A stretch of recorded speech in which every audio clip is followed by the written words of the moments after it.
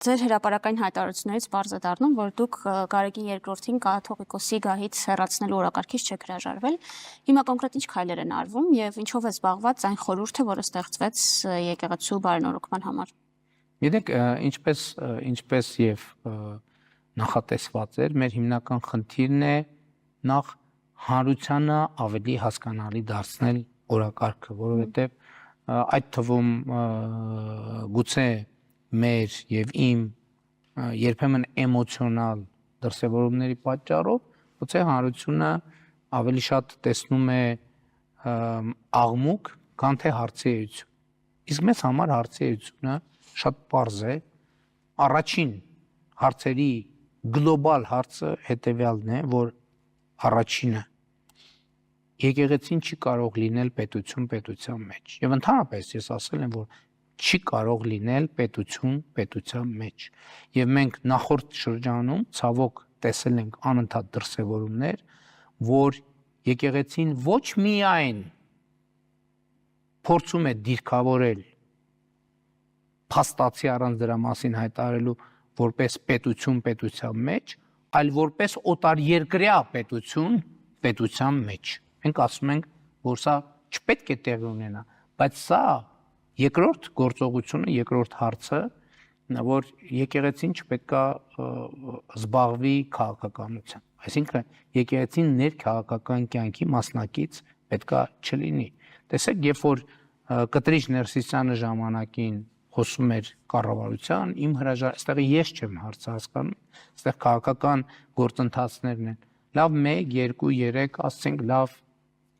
ոչինչ պետքա լինել հանդուրժողական։ Արդեն սկսեցին այլ եպիսկոպոսներ քաղաքական հայտարարություններ անել եւ ինչ եղավ, որ Բագրատ Գալստանյանը սկսեց քաղաքական շարժում մայրաթոռում ունեցած խորհրդակցություններից հետո եւ դրա արդյունքում, բայց շատ կարեւոր է նաեւ ինչ եղավ, այդ քաղաքական գործընթացը ժողովրդավարական երկրում եւ միջավայրում տեղի ունեցավ եւ մարեց, այսինքն մերժվեց հանրության կողմից։ Այս ամեն ինչը չի կարող մնալ առանց հետևանքի, որովհետև խոսքը մեր պետության ինքնիշխանության անվտանգության մասին է։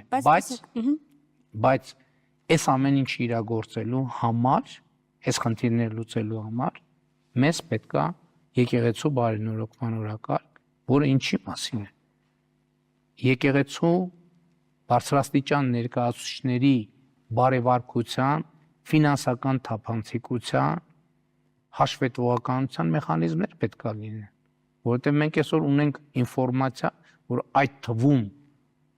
որ ճշտման փուլում է, այդ թվում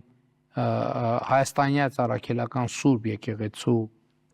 ձևաչափերով Հայաստանի Հանրապետությունում են մուտք գործում ստվերային գումարներ քաղաքական նպատակով Հայաստանում օգտագործելու եւ այլն։ Այս շատ լավ տեղ բերեցիք։ Ինչ են ասում ձեր ընդդիմախոսները, ասում են, եթե մարդը հոգեվորական է, չի նշանակում քաղաքական հայացքներ պետք է չունենա։ Ձեր նշած փաստերը քրեական գործեր հարուցելու համար են։ Հարուցեք քրեական գործեր, պատժեք այն հոգեվորականներին, որոնք խախտում են Հայաստանի Հանրապետության օրենքը, բայց արշավ մի սկսեք այն եկեղեցականների դեմ, որոնք ձեզնից տարբերվող կարծիք ունեն եւ ձեր հրաժարականն են։ Գիտեք, ոչ միայն հոգեվորականները, այլև բոլորը քաղաքական հայացքներ ունենալու իրավունք ունեն։ Ուրիշ բան է քաղաքական հայացքներ ունենալը, ուրիշ բան է քաղաքական հայացքները արտահայտելու միջոցները եւ ձևերը։ Գիտեք ինչ, պատարակի խորանը օգտագործել քարոզների ժամանակ քաղաքական քարոզ անելու համար, կներեք, դա սրբապղծություն է, որովհետեւ պատարակը Հիսուս Քրիստոսի եւ նրա դավանած արժեքների մասին է։ 2020 թվականից ի վեր Հայաստանի գրեթե բոլոր եկեղեցիներում պատարակների քարոզների ժամանակ հնչում են քաղաքական, ես կասեմ ռադիկալ տեքստեր։ Դուք գիտեք հիմա իհարկե հույս ունեմ կոռեկտ կհնչի իմ համեմատությունը, բայց նաև դուք գիտեք, որ աշխարհում շատ երկրներում կա նաև ծայրահեղական իսլամի դրսևորումներ, որոնց դեմ համաշխարհային հանրությունը, միջազգային հանրությունը ստիպված է պայքարել։ Տեսեք, դուք ասում եք քրեական գործեր թող հարուցվեն, քրեական գործեր են հարուցվում, ասում են ոնց բանի հոգևորականների դեմ քրեական գործ եք հարուցում, ոնց կարելի է հոգևորականի դեմ քրեական գործ հարուցել։ Ոչ ոք չի ասում, ոնց կարա հոգևորականը պլանավորի, որ Հայաստանի մայրաքաղաքի մի մասի կամ հանրապետության էլեկտրական բանը մատակարարումը դադարեցնի, սաբոտաժանի, երթևեկությունը կասեցնի, չգիտեմ, բաներ եւ այլն եւ այլն։ Խոսի մարդկանց պատերի տակ գնդակահարելու Այդ գործերը դատարանում են, պարոն վարչապետ, ես դրա մասին չեմ խոսում։ Ենթադրյալ Շատ լավ, բայց կա կոնկրետ գործ եւ կա միջավայր, որտեղ այդ գործերը ստեղծվում են։ Այսինքն մեր խնդիրն ինչ է, թողել որ այդ ծայրահեղականության դրսևորումները գնալով շատանան, պլանը դառնա իրագործելի,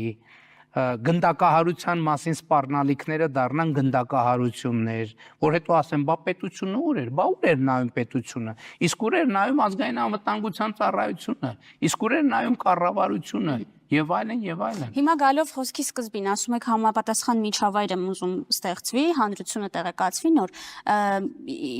ոնց եք պատկերացնում, ասենք ինչքան ժամանակ է դրա համար պետք եւ կոնկրետ գործողություններ ակնկալել թե ոչ։ Գիտեք ինչ, կետը, որում դա պետք է տեղի ունենա, ի վերջո Հայաստանի ժողովրդավարական պետություն է եւ որևէ բան չի կարող տեղի ունենալ առանց հանրության աջակցության։ Ընդ որում հանրության աջակցությունը ինչ շատ են ասում են, որ դեռ չես դադարել հեղափոխական լինել, ինչ լինում հանրություն։ Խոսքը լեգիտիմության մասին է։ Ինձ համար լեգիտիմությունը բացարձակ արժեք է, ու ֆիզիկապես ենթադրենք process-ներ իրականացնելը առավել եւս վարչապետի կարգավիճակում գուցե այդքան էլ դժվար չի, մանավանդ այն պայմաններում, երբ որ տեղի է ունենում աննախադեպ բան, մայրաթոռի զանգերը հնչում են մարդկանց հրավիրելով եւ մարդ չի արձագանքում դրան։ Սա խոսում է հայաստանյան առաքելական Սուրբ եկեղեցու վերնախավի առաջնորդության կողմից հարուցած խորը հոգևոր ճգնաժամի մասին։ Եվ ուրիշ բան էլ մեզ ասեմ։ Գիտեք ինչ շատ ենք խոսում մենք, որ մենք պետքա ունենանք արժեքահենք հասարակություն, արժեքահենք հանրություն, որտեղ արժեքները, բարոյական նորմերը ի վերջո կշիռ ունենան եւ այդ կշիռը գնալով մեծանան։ Ես ասում եմ անհնար է ունենալ արժեքահենք հանրություն, երբ որ մեր արժեքների էպիկենտրոնը, մեր սրբություն սրբոցը, մայրաթոռ Սուրբ Էջմիածինը ախտահարված է։ Եվ սրանք կոմպլեքս հարցեր են, սա իմիջիայլոց շատ լուրջ, նուրբ եւ բարդ հարց է,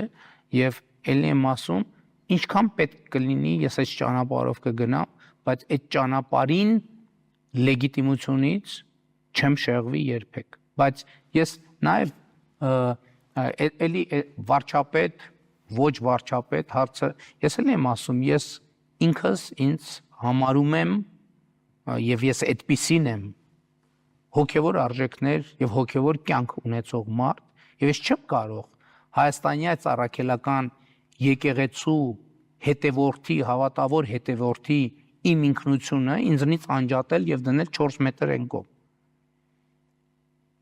Եվ սա է հարցի պատասխանը, ես Հայաստանի Հանրապետության վարչապետ եմ եւ ես հայաստանյան առաքելական Սուրբ եկեղեցու հավատավոր հետևորդ եմ։ Ես չեմ կարող կիսվել երկու մասի։